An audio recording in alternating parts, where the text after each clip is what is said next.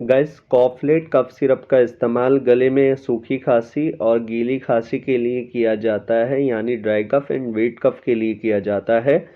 यह गले में होने वाली खराश से राहत देता है, खांसी से राहत देता है, इन्फेक्शन की वजह से होने वाली एलर्जी में भी राहत देता है, ब्रोंकाइटिस में काफ़ी इफ़ेक्टिव रहता है कॉफलेट कफ सिरप। आयुर्वेदिक प्रोडक्ट है, हिमालय कंपनी का 100% आयुर्वेदिक प्रोडक्ट है गाइस। 100 ml का पैक 115 रुपये में आता है। यह कफ को ढीला करने में भी मदद करता है। ब्रोंकाइटिस यानी हमारे लंग्स की ट्यूब में होने वाला इन्फ्लेमेशन को भी राहत देता है गाइस। ये काफ़ी अच्छा इफ़ेक्टिव कफ सिरप है गाइस। अगर आप यूज़ करना चाहते हैं तो 5 to 10 ml दिन में 2 से 3 बार आप इसको ले सकते हैं। Thank you so much.